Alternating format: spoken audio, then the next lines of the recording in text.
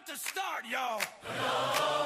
From coast to coast, from shore to shining shore. You in front of the speakers, Jimmy in front of that microphone. Like the Lord intended. Turn it up, turn it up, turn it up. Hey, feel that floorboard shake. Faith meets fire when Jimmy Lakey's away. Truth on his tongue, little smoke in the air. He'll say the words you won't even dare. Unleashed and unfiltered. Coast to coast and shore to shore we roll. Politics and information. Infotainment, revelation. He talks Jesus, he talks real life. We are here for more elation on scene. Oh, the show starts now. He's unafraid. Telling the truth. Why? Faith in his heart, a little fire in his hand. We're having church on the air. Amen. Amen. One time for the truth. One time for the truth. Two times for the king. Three times for the king. Three times for Jimmy Lakey. Three times for Jimmy. Let revival reign. Let revival reign. The show starts now. Now. Like you got me unleashed and unfiltered. Unleashed and I love it.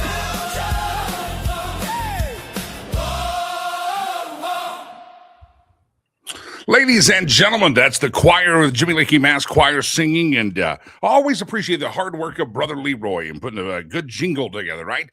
He hasn't sent us the invoices yet, and when he does, my friends, we moved. The office is no longer where it used to be. So the Lakey Entertainment Towers has disappeared. He said, that's it. I see the towers over there, Lakey.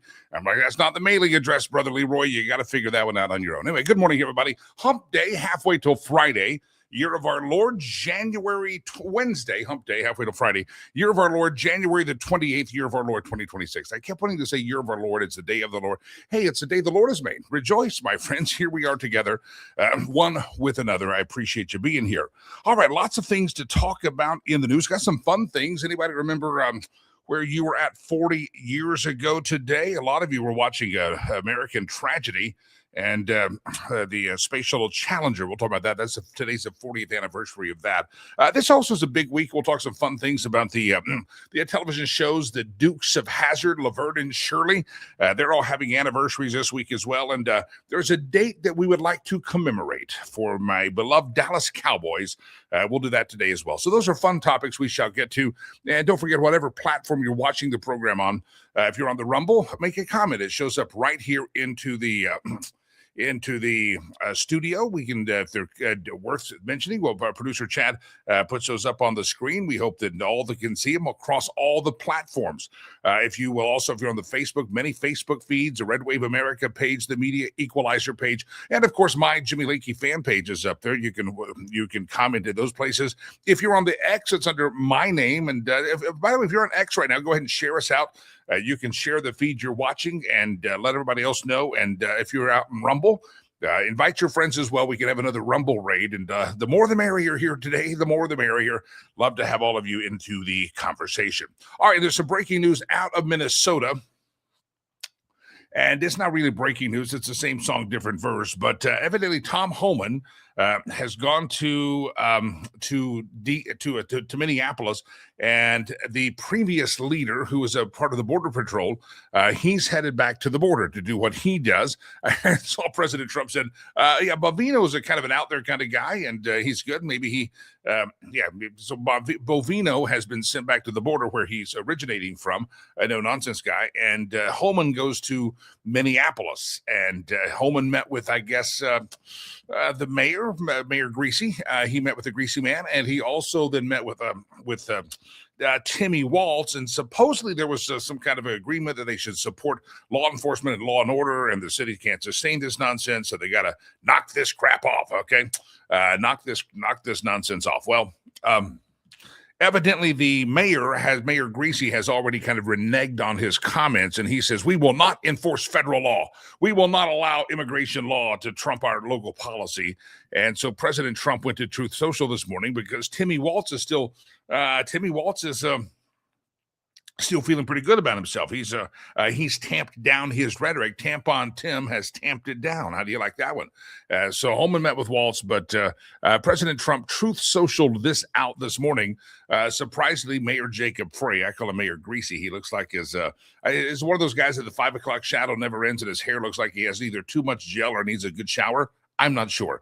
Mayor Jacob Frey stated that Minneapolis does not and will not enforce federal immigration laws.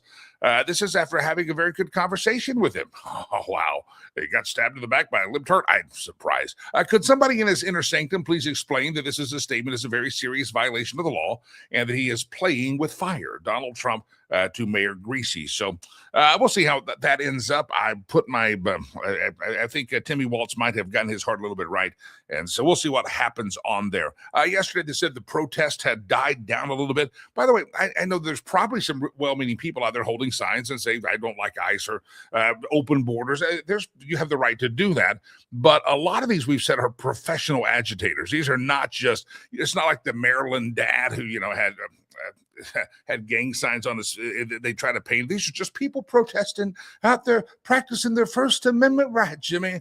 Oh, there's probably a couple of those people that are doing that. But there's a lot of kind of people that have really good rap sheets, and they're out there getting paid through various organizations. I heard Kash Patel has said they have found out who some of these organizations are and are making cases against them now. But here's what's funny. You get out there, you play stupid games, you win stupid prizes.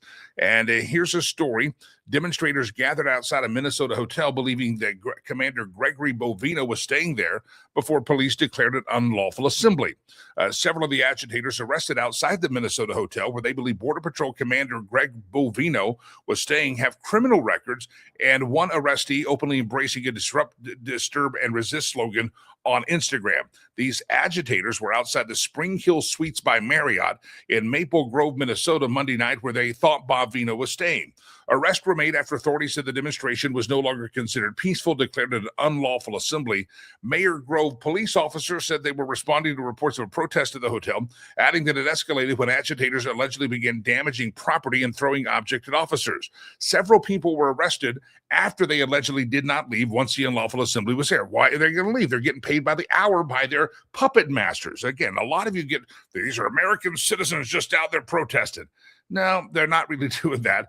You don't stand in front of someone's hotel or a hotel and get violent just because you're exercising your First Amendment right. That's, you hold a sign and you express, you go to the city council or go to the hall and you call Timmy Waltz. You can protest, but violence is not necessarily what, that's not what the average citizen does. The average citizen who has an opinion just exercises their opinion and may vigorously debate and things, but the paid protesters were something else. Here's the quote. The Maple Grove Police Department respects and upholds the First Amendment rights for peaceful assembly and expressing your views. True. I agree. Our priority remains the safety and security of all residents. At that point, they said when they started breaking community, the activity was no longer considered peaceful. Individuals participating in crime acts are not protected under the First Amendment and were subject to arrest. And the 13 people that were arrested after protesting, many of them have rap sheets. One has a charge of first-degree aggravated robbery after his police prosecutor said he had beat up a pregnant woman while she was another individual trying to steal a car. There's another. I've got the whole rap sheet. Abraham Nelson Coleman's a 45-year-old arrested. Previously, he had been convicted of the following crimes: damage to property, felony theft. You have Jalen Marie Rodriguez. She was arrested on charges of rioting. She's a University of Minnesota law student, and they go through all the rap sheets. A lot of these folks had some rap school rap sheets, and a lot of them had obviously made protesting and rioting part of their at least college side gig. So anyway, there's probably some very nice people out there holding up, but the very nice people exercising their First Amendment right are not the ones that are blocking traffic. They're not the ones throwing rocks. They're not the ones that are out there throwing frozen water bottles. Again, exercising your First Amendment exercise. These rap sheets show that these people have been paid and arrested over and over again for protesting. In other words, some of them have just continued to find over and over again. They just continue to find a cause or a grievance, and they go out there and they decide to go protest and jump around. So anyway, I see the YouTubers are out there. The YouTubers are out there throwing their bombs from their mama's basement. I see they haven't made a case for anything that they stand for other than they hate Trump and they don't like MAGA. That's all they say. Again, this is why they're intellectually bankrupt over there. They can't have a discussion on issues. They just throw lob bombs, and sometimes literal bombs, and lob bullets, sadly. And they also lob frozen water bottles, and all because they have such hate, but they're not motivated by ideas of positivity, not motivated from their mama's basement about anything that is advancing a cause or advancing an argument. They just don't make a case. They make a case of why they hate Trump, why they hate MAGA, but please tell us exactly what it is you stand for. If it's for open borders, make a great case for open borders. We'd love to hear that if you're capable of doing that. And please spell the words correctly. That seems to be a problem with some of these folks. All right, we'll continue to watch that. But the mayor has gone rogue there in Minnesota, and evidently they had some kind of a nice, peaceful agreement. Timmy Waltz felt good. Everybody felt good, and then the mayor goes, "Oh, we're not going to do this federal law." Well, sorry, Arizona learned that under Barack Obama. Under Barack Obama, the mayor of, was it Jan Brewer was the mayor of Arizona at the time? She decided she was going to enforce federal immigration law, and they said, no, only the federal government. You've got to do what the federal government says on immigration law. You can't go make your own up. Here's the policy. They set the immigration policy in the federal law, and Arizona learned the hard way that they can't just go make up their rules, even if it's more strict or more loose. You got to obey the federal law. So that's been decided in court long ago. Here's another interesting thing that, again, any death is tragic. We regret the death of anybody, whether you're, it doesn't matter, whether you're unborn, whether it happens on a drive-by shooting, whatever happens, whether it happens in a law enforcement situation, it's all tragic.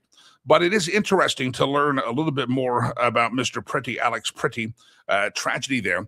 But he also had previous confrontations. It's like these others. These were not just innocent people out there going, I'm really passionate about this topic, I'm going to go to the street.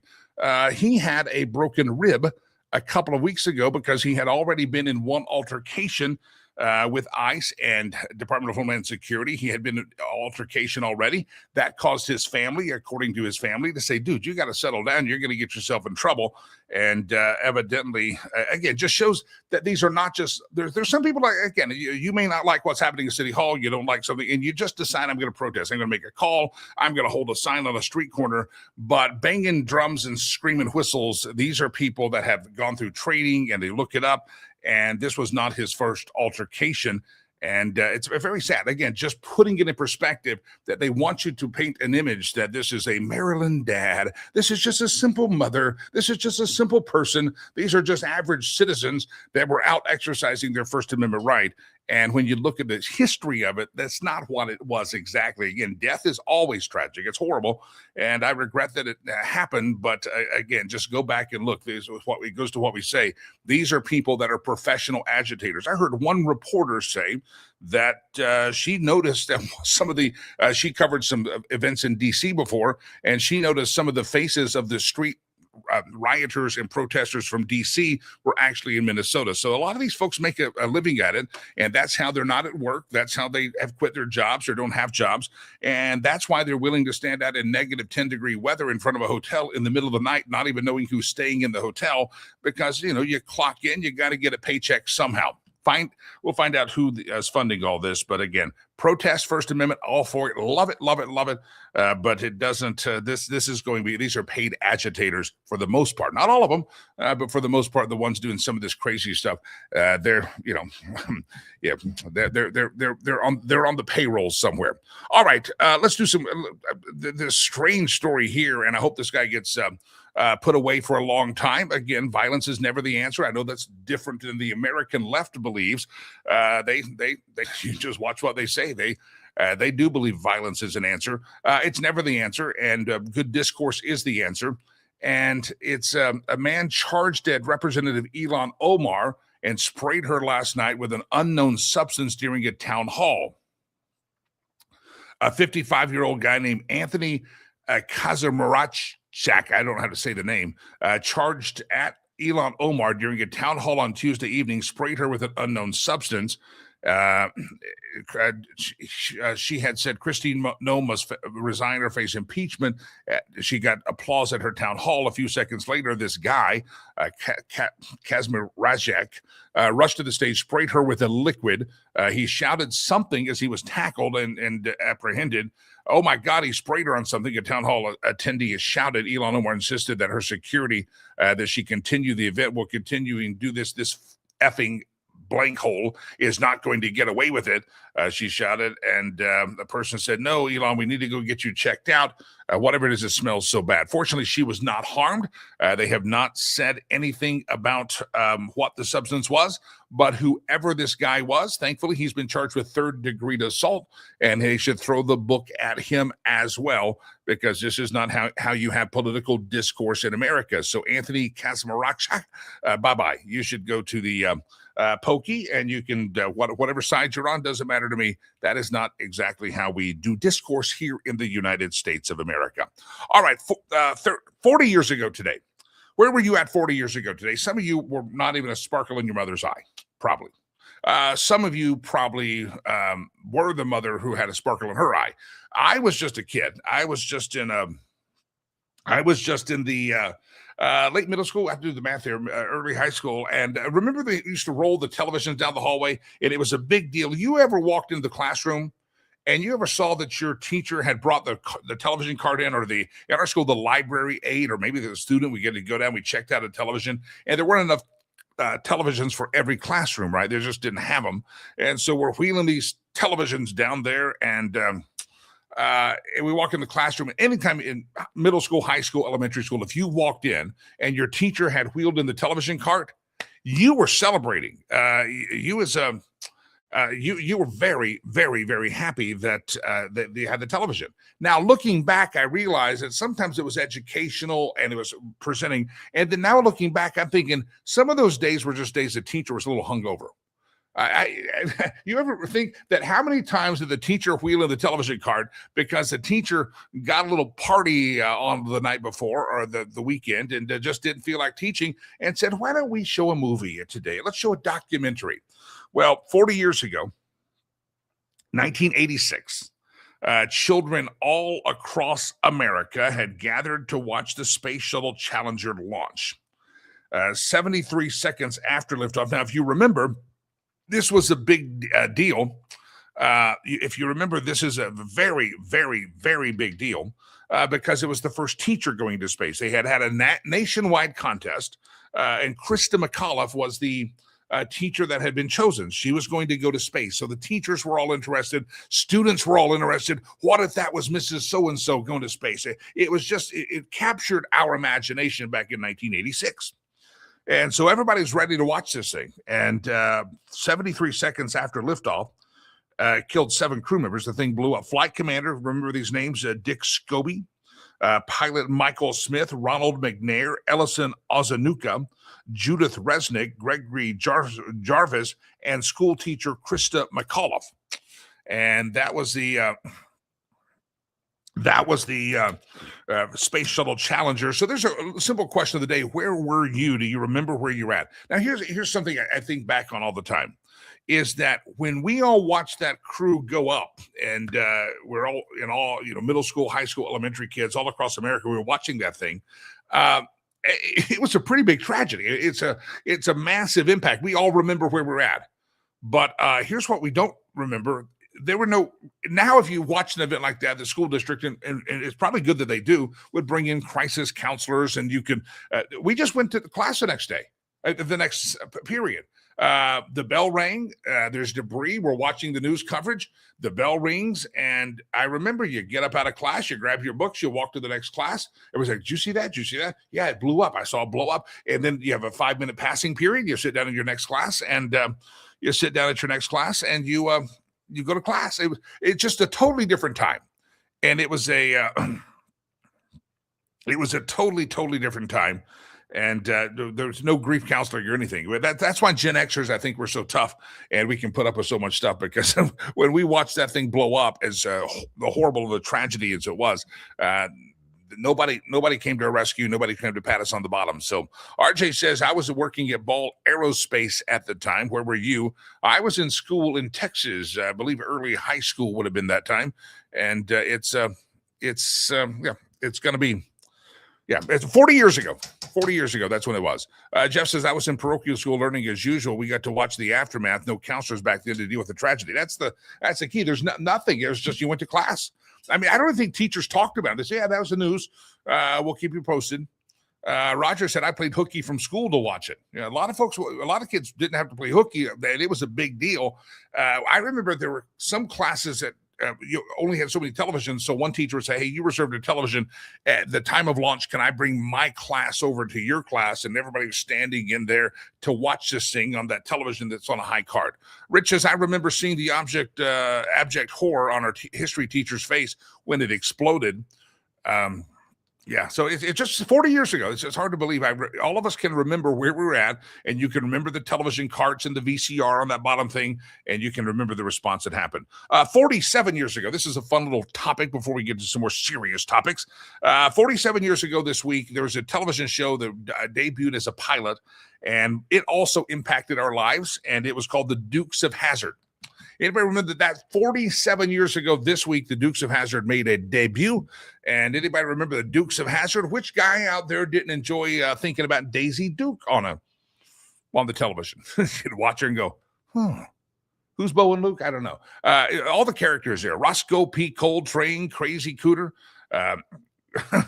Crazy Cooter, the tow truck driver, Bo and Luke, Boss Hogg, Uncle Jesse, all of those characters. Remember that's 47 years ago. So if you remember watching the Dukes of Hazzard, it was only on 3 or 4 seasons, but it was a very good show. And I said this yesterday at the end of the show, when you talk about these shows, there's one thing that you have to recognize. You know it was a good show when you were a child.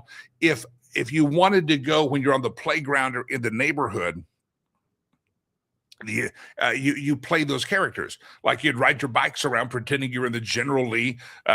We'd ride our bikes around pretending we were Ponch and John on ships. I remember in early elementary school, we all wanted to play Star Wars and who's going to be Luke Skywalker and who's going to be Darth Vader. Well, Dukes of Hazzard was one of those shows that we just kind of dreamt of getting in a car and driving around the hilly countryside. And that's good. Somebody on the YouTube says John Schneider was a hottie. Yeah, all the girls like the John Schneider. And then producer Chad and I talk about this. What is it about those shows in that era that you had one brunette or dark-haired guy and one blonde? It's Ponch and John, Bo and Luke Duke. That was the thing. John Schneider. All the girls saw that. And I remember I talked to my dad. My mom said no, but my dad agreed as long as it was put it behind the door so your mother doesn't see it when she walks down the hall. I had a poster of Daisy Duke in the room. Remember the iconic Daisy Duke poster? She's holding daisies and she's wearing Daisy Dukes, of course. And I had the poster. My dad agreed. My mother was horrified by it. And my dad said, it's good. Roger said the Dukes of Hazzard was training film for my pizza delivery skills. I mean, everybody just dreamt of driving that way. Now I'm petrified. I drive like an old man when I drive. I do that. But everybody wanted to be a Bo and Luke Duke. Anyway, also 50 years ago this week, 50 years ago yesterday, you want to have a flashback and feel old?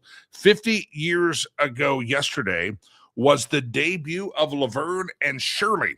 Anybody remember Laverne and Shirley? It was a spinoff of the old Happy Days, right? Yeah, 50 years ago yesterday was Laverne and Shirley's debut. Schlemiel, Schlemazel, Hans. Yeah, I never knew the other word, but yeah. Laverne and Shirley, that was that 50 years ago. All right, while we're commemorating dates, we'll get back to the news.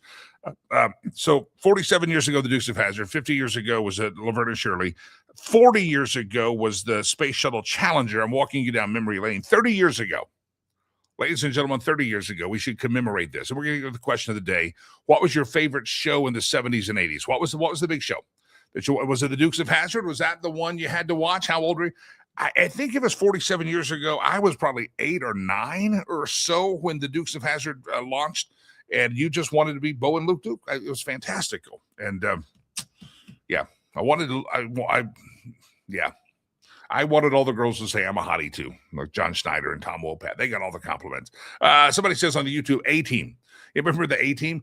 Producer Chad wanted a question, and I said, I can't even participate. He wanted a question about the General Lee and what television cars were your favorite cars. And he mentioned the A-Team van. Somebody else on YouTube says Charlie's Angels and Wonder Woman. I liked Wonder Woman. Was it Linda Carter? Yeah, she was. She was. I don't take this the wrong way. The F here means flirt with. She was like the original MILF. If the mom I'd like to flirt with. That's she wasn't like a young. In my eyes as a kid, she wasn't like a young hottie. You're like, oh, she's Daisy. It was like she was just mom or somebody, and she was just great. Yeah. All right. So somebody said Black Sheep Squadron. I've heard of that. All right. So give us your favorite show in the 70s or 80s. Chips would be one. Again, the ones I remember, Laverne and Shirley. Of course, Happy Days. I remember Happy Days was the original must-watch television. You had to get your homework done to watch the Happy Days. So talk about your memories on the television show, and I'd love to hear from you. Some of these shows I've never heard of. Maxwell Smart. I've heard of Maxwell Smart, Sunbeam Tiger, but I've heard Maxwell Smart. All right, here we go. What do we have here? Oh, anybody remember Don Lemon? We have it. 30 years ago. I didn't do this one. 1996. The Dallas Cowboys beat the Pittsburgh Steelers 27-17 to win Super Bowl 30. Let's just commemorate this date, 30 years. It's been 30 years since the Dallas Cowboys fans have had any thrill up our leg when it comes to football. And 30 years ago, the Dallas Cowboys beat the Pittsburgh Steelers 27-17. All you Steelers fans, bite me. Yeah, you deserved what you got that year. You got beat down by Troy Aikman and the Cowboys. How about them Cowboys? And since then, you haven't got to beat down from the Cowboys since. But I can go back 30 years, and I can talk trash. 30 years back when I had metabolism and hair. That was a good time. It was the Cowboys' 5th Super Bowl win. Dallas cornerback Larry Brown intercepted 2 passes in the second half to be voted the game's MVP. That stands for Most Valuable Player, in case you didn't know that. So 30 years ago, we commemorate that as well. All right, what's your favorite TV show of the 70s and the 80s? Love to hear from you. Coming up on the program, we're going to have Dr. Carol Lieberman in just a few moments. Dr. Carol Lieberman is going to join us, and she's going to get into she's America's psychiatrist, and she's going to get into the psychiatry of these people that are out there. Not just, again, exercise your First Amendment all you want to, but a lot of these people have gone beyond that, and we'll talk about some of that with Dr. Carol Lieberman, America's psychiatrist, here in just a second. RJ says MASH was the big show of the 70s, 80s. Space, 1999. Battlestar Galactica, Buck Rogers. Starsky and Hutch, the car. I remember Starsky and Hutch, and I kind of remember the car, but I was a little young to probably get that one. I remember Battlestar. I didn't do the space ones. I did, I had friends that were Trekkies, and their parents were Trekkies. They watched the Star Trek all the time. And by the time I ever paid attention, it was the Star Trek The Next Generation. I found that one to be quite interesting, but I was just too young to really appreciate a lot of that stuff.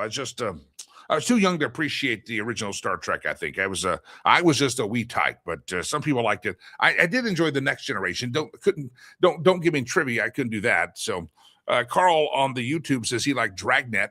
I've watched the reruns of it. What's reruns? But true shows from the 70s and 80s, and that's kind of that Gen X era. All you Gen Xers, this is your time to get in there. Let us know what you think. Dukes of Hazzard was one of those big deals. All in the Family, that was one. It used to be primetime. I don't remember it being primetime. I remember it came on usually in the weeknights, I think right after the local news, and my dad would always want to sit and watch it before he went to bed. And it was summer or something. Sometimes I'd watch it. And I didn't always get it. I thought it was fun as a kid that he called it the Turlet. I thought that was good. And you'd hear Flush all the time. That's how young I was when my dad was watching the reruns of that. Sanford and Son, thank you, Coda, for saying that. Sanford and Son's one of those shows that I enjoyed as well in reruns. After school, I could come home, and there was had local channels, and the Jeffersons and Sanford and Son would play, and that was always really fun. All right, Dallas Cowboys 30 years ago. Appreciate you. Thank you very much. 30 years ago. How about them Cowboys? 30 years. You got to, you take it where you can. You got to do that. A Little House on the Prairie. Walton's parents had control of the TV, though. Yeah, you didn't make your own rules of the television. Knight Rider, Dallas. Oh, remember Dallas, the television, the soap opera? Oh, I forgot about Dallas. What was it? Knots Landing? Was that another one? There were all these spinoffs. Everybody had the nighttime soap operas. Do we do soap operas anymore?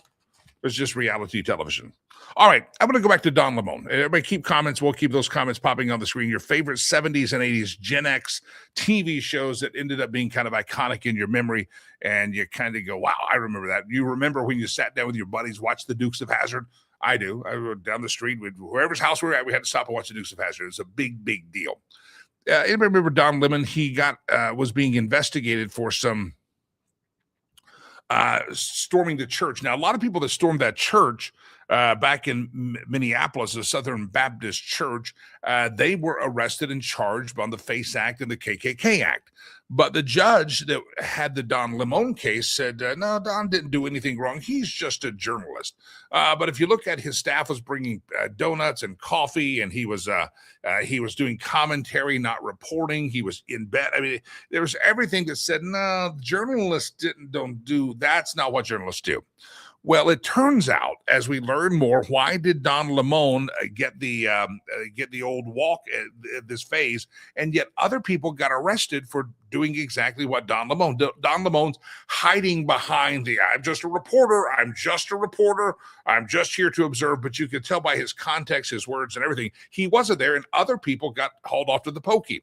Turns out the judge that oversaw the case, Minnesota's chief federal judge, is Patrick J. Schlitz, a George W. Bush appointee, and he's now threatening to hold acting ICE director Todd Lyons in contempt over a court of detainee.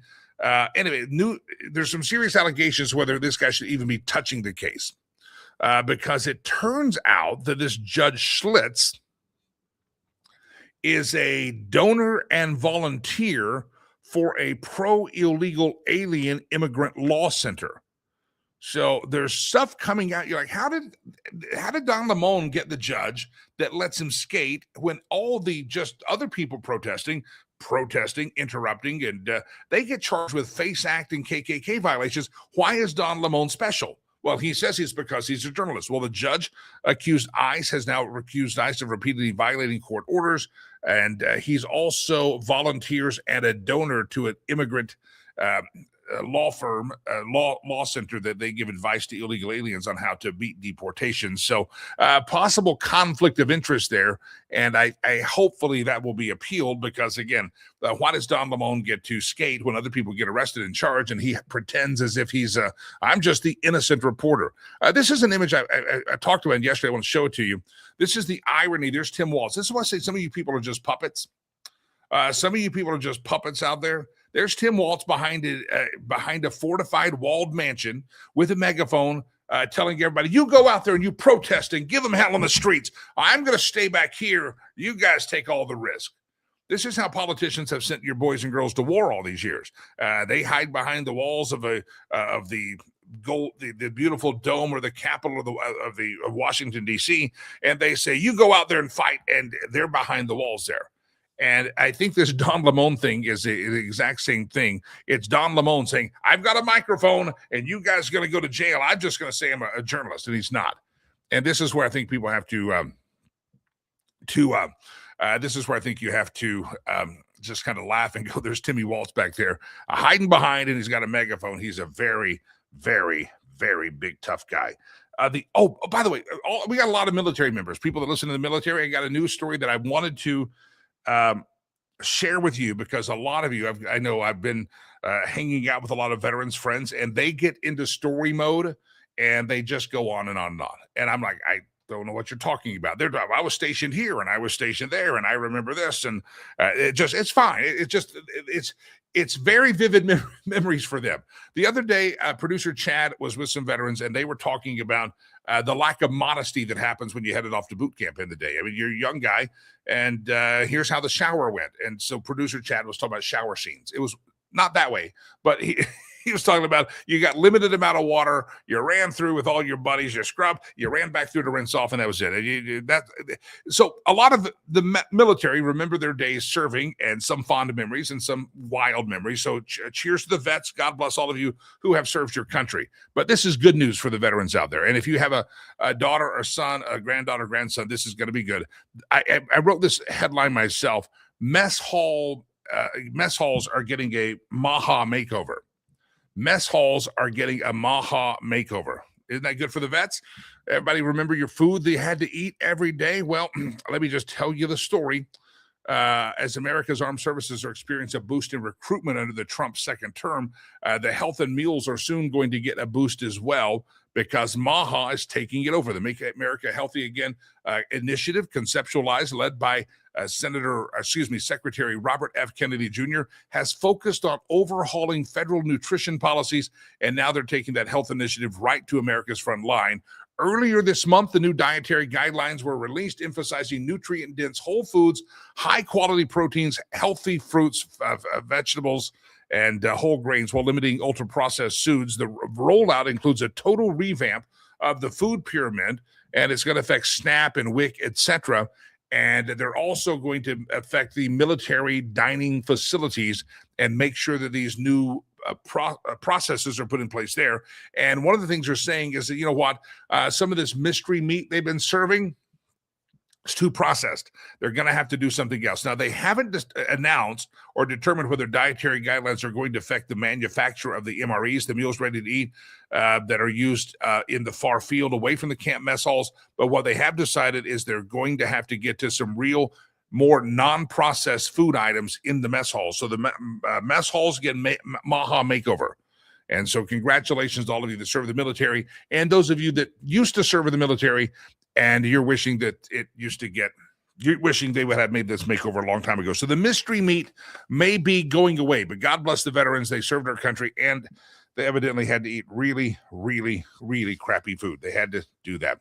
I was talking about 20 years ago, 30 years ago, all these things that happened from the Dukes of Hazzard to Laverne and Shirley. Here's a story that I find quite interesting as well. Anybody remember Al Gore? There were people protesting in the streets, and they were just as outraged as they are in Minneapolis as they get now. They get these causes, and they're violent. They're throwing bricks at SUVs, and they're calling you up. You hate the planet, because Al Gore came out with a book about 20 years ago, and his movie. Well, the movie came out 20 years ago at the Sundance Film Festival, is full of predictions that never came to pass 20 years ago. But a lot of folks that, again, look for a puppet master, they look for a cause to be aggrieved by. They went out there and started, they're donating carbon credits when they book their airline tickets. I don't even do it thing anymore. But Al Gore came up with the global warming documentary called Inconvenient Truth. And in 2006, the documentary was released. Theaters, it grossed over $25 million worldwide. His film was a catalyst for the climate activist movement. And again, some of these climate activists said we're going towards a dystopian future. And the planet is actually baking. And he was like, where are we dead in 10 years, 12 years? Almost 13 years of the date after its release, Alexandria Ocasio-Cortez was still telling the people, because he said, wait, 25 years? Alexandria Ocasio-Cortez was saying the world would end in 12 years, presumably 5 years from now, because of burning fossil fuels. All the things that Al Gore said were lies in the Inconvenient Truth, his doomsday lies. And yet, if you go back, remember how radical these environmentalists were, and they were not just radical, they were violent at times. And because, again, they got spun up into a frenzy because Al Gore goes out there and tells them this is the gospel truth. And I guess because they have a void of the divine in their life, I theorize that they look at Al Gore as the divine. And they say, oh, he has come down and he has spoken. And this is truth. He said it's truth. And he says it's inconvenient. But I will take this inconvenient truth and I will go out and spread it. And I'll spread and promulgate the lies. Have any of those Hollywood types that, said we had 20 years, 25 years, has Al Gore ever apologized and recognized all the lies that were told and false data? For the side that always says, trust the science, Al Gore has proven that he doesn't trust the science, and yet there haven't been any apologies to my knowledge. But that was 20 years ago, and Al Gore said right now we would probably be. I always find it interesting too how many people buy coastal homes right on the coast and say, it's going to be dangerous. The oceans are going to flood the whole place, and the place is going to be underwater. Well, why did you just buy a mansion? And if it was really science and you really thought that was really for sure going to happen, why would insurance companies or banks even give loans to build there anymore? It's all because Al Gore was all about Al Gore. And I just used this 20 years ago. And 20 years from now, unless people figure it out, they're going to end up Well, they made people violent. They absolutely made people crazy violent about environmentalism. And there was judgment, and they would throw things at you. They didn't like your SUVs. And I remember I had an office in Boulder, and it was the height of that 15, 20 years ago. And people, I drove I didn't drive a little Yugo around, and people judge you for that, and they were not nice about it. And the same thing you have now. The American left, for some reason, always seems to find something to be aggrieved about, and something to say that the sky is falling, and even to get violent and nasty over. And 20 years ago, it was because they believed that Al Gore had said the world is about to end because people in the big oil companies are just going to destroy us all, and we're going down in a blaze of glory. And you got duped then, and some of you getting duped now.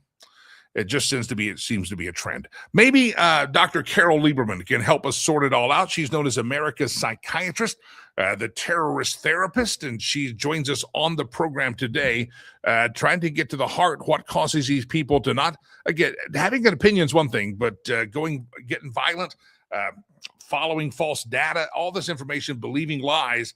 It's very bizarre. America's psychiatrist, Dr. Carol Lieberman, joins us. Dr. Lieberman, welcome back to the show. Good morning. Thank you. Help us understand this kind of, we talk Minnesota specifically, but there are people that get caught up into these frenzies, and they get duped. Like something, Al Gore's Inconvenient Truth. Turns out it was all fake, but a lot of people got spun up 20 years ago when that released. And Al Gore never comes back and apologizes. People are still holding on to that lie.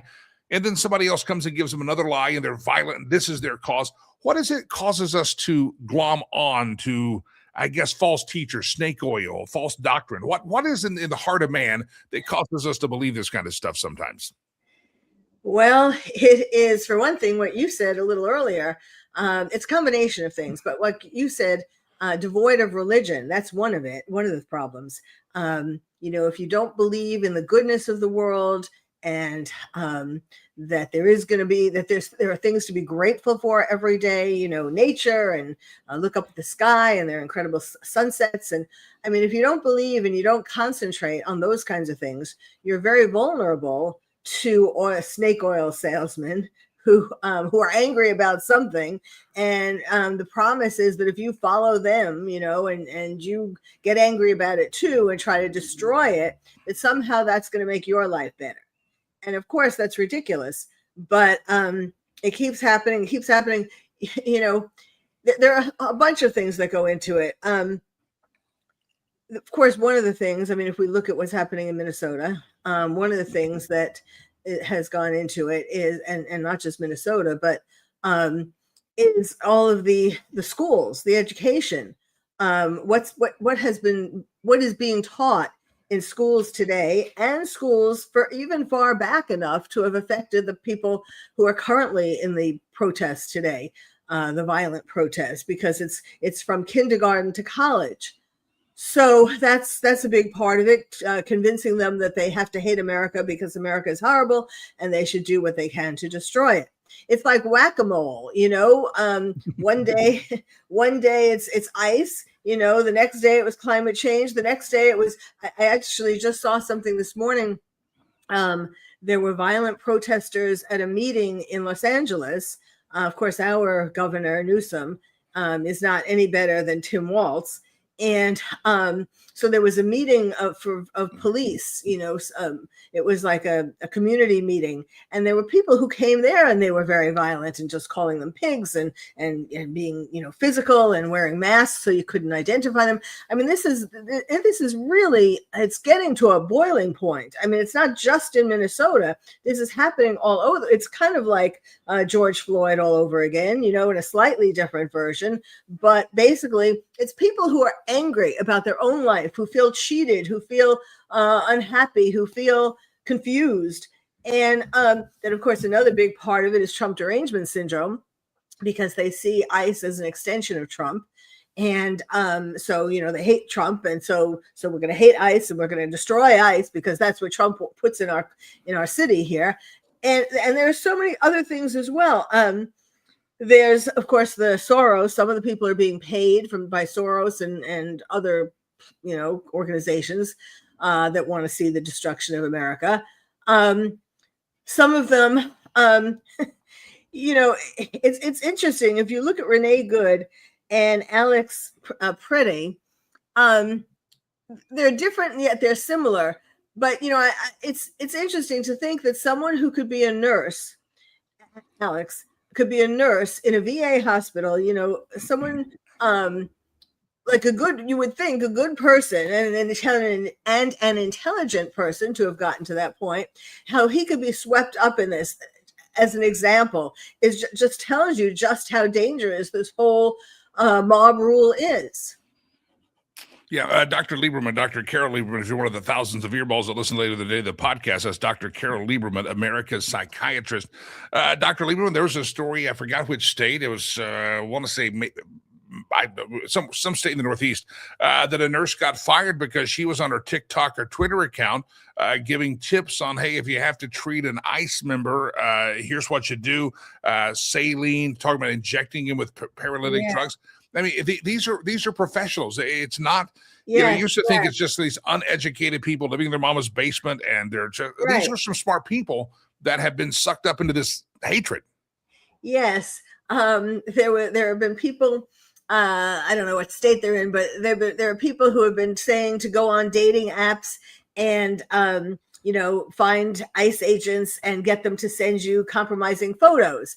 There was a sit-in in a Target in Minneapolis because the Target was allowing ICE to use their bathroom. I mean, these are, if you can, and then there was also on TikTok, there were people saying that you should prepare to die. That this cause, being against ICE, stopping ICE, is so important. You will be such an American hero if you prepare get your affairs in order. That was what it was. Get your affairs in order and prepare to die, because this is a cause that you should be willing to die for. I mean, that is crazy. That is lock them up crazy. I showed this photo earlier, but this shows I wish people just wake up. And again, I don't care what you think about ICE or immigration, but you do realize that you're getting played. And this is an image. It's the irony of Tim Walz behind a fortified wall mansion. He's screaming out there, go fight him and protest him. And yet he's protected by security. He's protected by a gate, but he wants his minions to go out there and wreak havoc out there. It's the same thing we have. We have old gray-haired men in Washington that will sometimes send their boys and girls off to war. But they're in the fortified walls of Congress or something like that. People need to wake up and recognize that sometimes the people ginning you up to go fight on the front line aren't willing to do the same thing on the front line. Exactly. Yes, they are useful idiots, just like same thing, for protesting, gays for Gaza and the protests at the colleges and so on. These are useful idiots. They are people who have been convinced of something, some target to hate, and they have sent you out there. And of course, the underlying problem for all this, I mean, the underlying reason why it's not stopping really, is because they are not getting punished.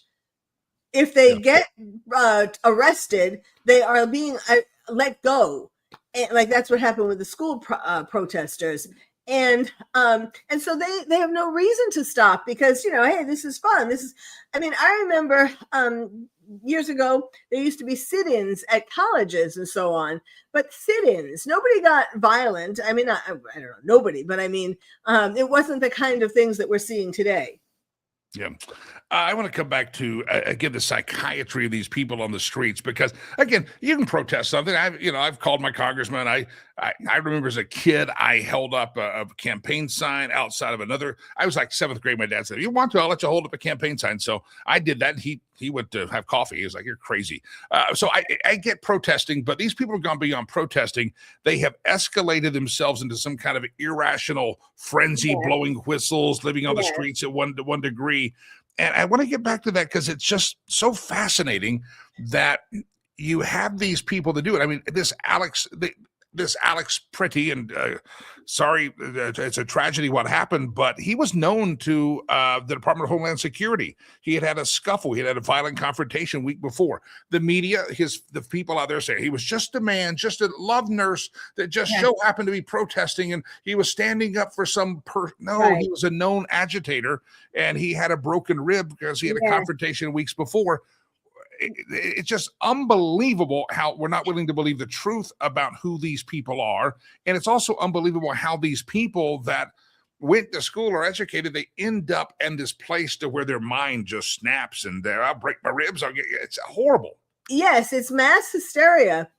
And, he, when he broke his rib previously in a protest in Minneapolis, he told somebody that he was afraid he was going to die in that scuffle. And yet he went out again. I mean, it's being convinced in groups, part of it is a group think, being convinced that this is the right thing to do, that you are the only one who can protect America, protect American values, that if you don't do this, America, we have to save America. That is the what they're being told, of course. And then when we have people like Renee Good and Alex Pretty, and they have their pictures up, they get mass media attention, and they get their pictures up on banners and so on, that encourages other people to do the same because they want that attention too for being a real American. It's also fascinating to me watching it. Dr. Carol Lieberman is my guest. We'll give you her books and her website and all the information you need about the great work she does. She's known as America's Psychiatrist, giving us a breakdown. It's also interesting that you have this image of Tim Walz riling up the troops and telling them to go out there and battle. And then you find out that, no, he actually had a pretty good call with President Trump yesterday. And President Trump said how surprising he is. And evidently Tom Homan had a good meeting with the mayor of Minneapolis. And everybody says it's good, and then their bases get all agitated, and then the mayor of Minneapolis says, we're not going to do immigration law. It's almost like they do this for the public, but behind the scenes they're like, hello, Mr. President, we need to dial this back. They're being played. We're being played here. Well, I would like to think that Trump has an ace up his sleeve or a Trump card. It was the same thing when Mamdani went to see him at the White House. And Trump was really friendly with him. And it was like, like everyone was, what? Why are you being so friendly to him? He's a terrorist and he's a communist. And Trump he's a smart man, and he's doing things. He has a purpose for what he's doing. And, and I have to think that he has the purpose here too. I mean, yes, I think he would like to tamp it down for a little bit until he can reorganize ICE. But I don't think he's not saying he's going to leave Minneapolis. Yeah. So I think we just have to have patience. I have total faith in Trump. Yeah. Dr. Carol Lieberman, we'll talk about your website here. I got one more quick question. What does it tell you? There's other blue cities. There's Boston, there's San Francisco, there's Los Angeles, there's blue states, red states, and ICE is operating in all of them. ICE is carrying out these types of immigration enforcement acts every day all across America. Is there something to be learned from Minnesota? Why is Minnesota the boiling point, the snapping point, when this same type of activity is happening everywhere in America today? Well, I can speak for Los Angeles. Newsom is the worst governor in the world, or one of the worst. There might have been others who were bad too, but he is the worst that California ever had. And he's driving us into the ground. Why is Minneapolis the worst? Well, for one thing, they have Somali pirates. Yeah, that's true. and who have done these ripoff schemes, stealing millions and billions of dollars. And people, that the fact that is being unearthed, has been revealed, and that the feds are coming in to look into that more carefully. I mean, they are extra angry about that. So they're kind of taking that out on ICE, like, leave us alone. We want to keep, making money here. Yeah. Dr. Lieberman, you're America's Psychiatrist. You also have a couple of websites and podcasts out there. If folks want to learn more about you, follow you, listen to your podcast, where do they go? Well, they can go to Dr. Carol's Couch for my Dr. Carol's. They can go to Voice America for Dr. Carol's Couch. That's one podcast. And then also Terrorist Therapist show. That is a podcast that's on Real. Well, it's all over wherever podcasts are. Actually, all of them are, wherever podcasts are found. But the Dr. Carol's Couch, I talk about all kinds of topics. And of course, the Terrorist Therapist show, I mainly am not only trying to help people with terrorism, but mainly warning them about the terrorists who are already in our streets. Yeah. Dr. Carol Lieberman, always a pleasure to have you here. I do appreciate you hopping on this morning. Thank you very much. Dr. Carol Lieberman, give that website one more time. Sure. Terroristtherapist.com. Dr. Carol Lieberman, thank you very much. America's psychiatrist. Thousands of earballs hear this show throughout the day. Watch it, see it, hear it, and we appreciate all of you who do so. I always like to kind of poke the bear a little bit, if I may, and I'm going to poke the bear. For all of you that I see comments coming in, ICE says this, ICE says that, and nobody's ever justified why it is that you weren't outraged when Barry Hussein Obama used ICE to deport far more people than similar raids at times, but you didn't have protest or agitator because I guess your Lord and Savior, Barry Obama, was doing it. Anybody remember this? And I looked it up to see the fact check on it, that Barack Obama was so outraged by illegal aliens living in Minnesota. Let's say that again. Barack Obama was so outraged by illegals living in Minnesota that they were doing raids. ICE was very active in Minnesota. And he also decided, another way, rather than storming some of these restaurants, the IRS came in and did I-9 audits and basically targeted Chipotle restaurants. And around 2010, the U.S. Immigration and Customs Service, that's ICE, under Obama, targeted Chipotle with all these audits, and they focused only on Minnesota restaurants.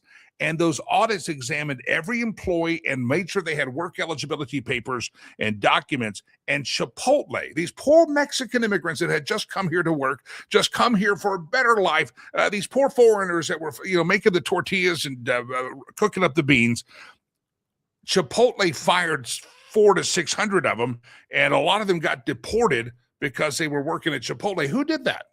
This was just a Minnesota dad, a Minnesota mama making the beans and the rice at the Chipotle. But President Obama's ICE targeted Chipotle in Minnesota because President Obama knew that Minnesota was a hotbed for whatever illegal activity was happening there. Maybe the Somalia pirates had already started to come in. But I just wonder why it is that the left just seems to think that ICE is this tool that Donald Trump has done mean things, and he's just getting people out of the country. And at least Donald Trump right now, these raids are going after the worst of the worst. Barack Obama actually used ICE and the IRS to go after Chipotle workers. Are any of you willing to condemn your Lord and Savior, Barry Obama? You think that Donald Trump is going after the worst first? Barack Obama in Minnesota specifically went after just nice people working at Chipotle, trying to serve you a bucket of nachos or a burrito. And for some reason, the hypocrisy of the American left and these incensed, crazed rioters can't seem to recognize that ICE is doing what ICE has done, and ICE is going to continue what ICE has done, and they did it under Barack Obama. And I think President Trump ought to go check the Chipotle. So if it was good enough for Barry, we're going after child molesters and all these murderers and stuff. You've seen the rap sheet of some of these people. I'm sure some of you haven't because you're ignorant. But if you look at a lot of these folks that have been arrested in these raids, they're bad people. They're bad hombres. They're bad pirates. And they're going bye-bye. Adios, amigo. Bye-bye. Chipotle. And again, I think it's just funny. Where did Obama target these IRS raids and these IRS activities? He targeted it in Minnesota, because everyone knows that Minnesota is a cesspool. It's a cesspool of politics, and it is a cesspool. Anyway, look it up. You can find all the stories about a lot of all these folks arrested. DHS every day is releasing mugshots of these people that have been arrested and what they have been arrested for, charged with. Some of them are out on parole. Some are waiting trial. Some were known criminals in their other countries. And it's out there every day. You just got to look it up. That's all you got to do. But anyway, I'd love for some of you people that keyboard warriors to explain why it is that you were never critical about Barack Obama. He wasn't trying to deport the worst going to the murderers. I mean, he did. He did a great job in deportation, but he was also going after Chipotle workers. They just wanted to make rice and beans and burritos, just flip the tortillas, and rather than running to the restaurants, they decided, let's get them fired, and then when they have no job, we're going to deport their asses. He used the IRS to do that. You're welcome. Just a little information for the ignorant people that might not be paying attention to the reality that we live in. All right, I want to remind you about Sherry Cree, homeswithsherry.com. Great friend of the program. Always just a great joy to see Sherry. I saw her last week at the Roadshow event in Colorado, and she's a fantastic lady. And if you're in Colorado looking to make a real estate transaction, buy, sell, hold rental property, maybe on a mountain property, I would suggest you just run it by Sherry. Talk to Sherry. I know there's a lot of realtors in Colorado. It's a hot real estate market. A lot of folks say it's so hot that they're first-time home buyers and they can't figure out how to buy a home because it's become so expensive here. I get all those things. But again, talk to Sherry. Just pause. homeswithsherry.com, homeswithsherry.com. You've been trying to buy a home, you don't think you can afford it. She's got there are programs out there she can connect you with people that might and help you go towards home ownership and not have to move out of the state. She can also help you get top dollar for your home if she sells it, and she also, my friends, can let you know the right time to sell your home if you buy a home. The buyers and sellers market, she knows the trend, she can see it, and there's sometimes, I'll tell you this, there's sometimes that she's seen that people in the same neighborhood list their home 2 months apart, and the final price of the home varies by $10,000, $20,000, $30,000, $50,000. Why? Because one person was selling at the right time and one person waited too long. Listen, you got to pay attention to the trends in the market. Sherry knows it. If you're in the I-25 corridor, the 25, here's what you do. You go to I-25 corridor, you go to homeswithsherry.com, go to our website, homeswithsherry.com. Now, that 25 corridor, maybe you're in Denver proper, maybe you're in Arvada, maybe you're over in Boulder, maybe you're in Broomfield, maybe you're further north up the road, up towards the Fort Collins, Windsor way. Maybe you're at Aurora, maybe you're out there in the land of Trinidad Aragua, maybe you are in Parker, wherever you're at in that I-25 corridor, the Denver, Boulder, Northern Colorado metro area, that 25 stretch, you got to reach out to Sherry and at least have a conversation with her. And by the way, if there's an area that you're a little bit farther out from me, but I got a person that can really help you out there. She does a free referral service, so don't hesitate to call her, even if you're maybe watching in Colorado Springs and you say she may not want to put the sign down there to take care of your listing or your purchasing and open houses, but she can get you connected with the right person, a great referral service. Just because your next door neighbor or your aunt or your uncle have a real estate license does not necessarily make that the best move. I like the strategery of Sherry. Homeswithsherry.com, the right time, the right price, get it all. Homeswithsherry.com. Reach out to her, and we'll talk to her later in the week. Homeswithsherry.com. All right, it's time for the stolen memes section of the show. And this is our cheap prop we use on the show because we're a cheap show. Thank you very much. And I want to come back to that question today. A lot of you are still sounding off on that. But the question today, the 70s and 80s TV shows that really kind of rocked your world.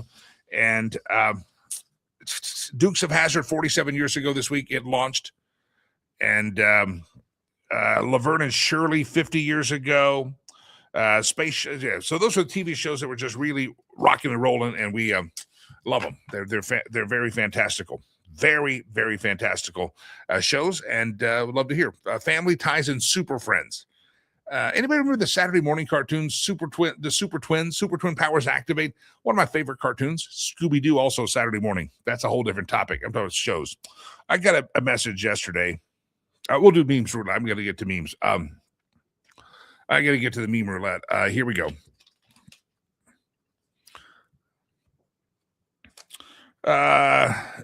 It's from a lady named Eileen. Eileen's a fantastic lady. For years, she has sponsored many, many children in our program in Rwanda. She's sponsored many kids. 4 kids. She's seen kids go to trade schools. She just sponsors them. And Eileen, I've talked to her one time. I think she was a listener on my old radio show. And she lives in Wyoming. And she has always sponsored kids. And I believe she almost works like a retirement job because she wants to because she wants to sponsor her kids. And so she sent me a note yesterday. We sent out a letter, an email yesterday. If you're on the email list, you got it. And it was talking about our feeding program. And we said no food at home and no meals without you. That's what those were some of our kids eating in our school. And I will leave that up the graphic. You can see those are some of the precious faces that we feed every day, 2 meals a day. Here's what Eileen said. Just think of this. She said, Jimmy, keep me in your prayers. I had to walk off my job. It was a toxic work environment. I've never done a walkout. I always give 2 weeks notice or 30 days, 2 weeks to 30 days notice of my intention. But anyway, I walked off my job and I opened my email and LOL. I saw 8 opportunities to give my final paycheck to. I wanted to turn a toxic paycheck into a good use. George and I, that's her husband, and I raised 8 children who might have complained there's nothing to eat. After I go to the grocery store, but they never went hungry. You offered 8 needs for food for the kids in your email. So I know God was okay with my choice to walk off the job. Toxic work indeed. So from our heart and the heart of our children, now adults, in honor of our children, you listed 8 food items that we could buy. I want to buy some of those items for Kimberly, Eric, Christopher, Daniel, Jason, Kathleen, Mary Ellen, and Kaylin. And it worked out perfectly. And she says, my final paycheck, that the total to do what you asked to do was $344. And I had enough in my final paycheck to even cover the processing fees. She was in a toxic work environment. She walked off the job. They gave her her pay. She got her final paycheck. And she said, this is just toxic money. This is a toxic place. And guess what she did? She donated it yesterday to help feed some kids. Listen, I don't know what you can do today. Maybe I'm not asking you to give your whole paycheck, but if you do, God bless you. We love you. But feeding kids is a marvelous and glorious thing. And what you need to do is go on the website, and I can go through the list if you want me to very quickly. I'm going to tell you what you can do, and then we're going to go to the meme roulette. I've told you this $30 feeds one child 2 meals a day for a month. Did you know we can buy a giant bag, a big bag of rice, 100 pounds or so, for about $43? We buy bags of beans. We feed so many kids. We buy bags of beans, 220-pound bags. They're about $130. $60 covers about 220 pounds of what they call Irish potatoes. I don't know the difference, but they're not russets. They're Irish. $9 buys 30 eggs. Every classroom goes through 30 eggs a day. Because that's maybe 2 eggs a day, because we're trying to get protein in their system. Protein is lacking in their diet. $9 feeds a kid eggs for a classroom. $15 gives fruit for a class for 1 day. $17 provides vegetables for a class. $40 buys a big bag of flour. So there's all these dollar amounts we put out yesterday, and I did, and she just totaled it up, and she says, it's my final paycheck right there. And God bless you, Eileen. I appreciate you doing your lovely. She still sponsors 4 or 5 kids too. She's 4 or 5 kids every month. She sponsors them. I don't know what you can do, but again, $15, you're buying fruit for 1 class for a day. $17, you're buying the vegetables for that class. It's just 1 day. Now we're feeding we make thousands of meals a month. And if you can help us, those are the happy faces. Those are kids sitting in our Legacy Christian Academy. And if you can, if you don't feel led to do so, don't do it. But if you can, I'd appreciate you doing that. That would be very, very special if you do. And I always say, if this cause is not your cause, then find a cause that is your cause, and do good. We live in the most blessed nation out there, and take care of those that are less privileged. And maybe it's somebody in your community, your local soup kitchen. Feel free to do that as well. Maybe it's a veterans cause. Maybe you're motivated by the pet causes. I don't care. But do good, and I think humanity will be better for it. But thank you, Eileen. What a great letter. She took her toxic work paycheck, and she counted as a way to contribute. By the way, some of your praying people, I know some of your godless pagans, but some of your praying people, she put a P.S. Her husband, George, he's still recovering from his stroke, improving every day. He's been able to get to his wood workshop now and starting on some small projects. So anyway, if you have a prayer, that you could offer up for George, God will know who you're talking about. But I knew he had some health issues last year. And again, don't know Eileen. I wouldn't know her if I passed her in the grocery store. But Obnoxious Scott says on Rumble, will they send out statements soon? Per request, we have thousands of, we don't send out thousands of statements, but if so, you can use your monthly receipts, but send us an email if you want a mailed statement, or you can log into your online account and print your statement. But we spent lots of money mailing out statements for a few years, and we stopped doing an official one. But if you want one specifically, we will. But thousands of dollars can be spent mailing out receipts, and we just don't do that. Anyway. But yeah, let us know. And I know who that is. So I'll make sure you get a statement. Scott. Ready? I'm ready. Round and round the globe we go, where we steal the memes from no one knows. You just tuned in. Why'd the guy grab a globe and scream and start spinning it? It's called the Stolen Meme section. Dear Democrats, just comply with ICE the same way you wanted us to comply with shutdowns, mandated vaccines, and masks. That's it. What's good for the goose, good for the gander, just to comply.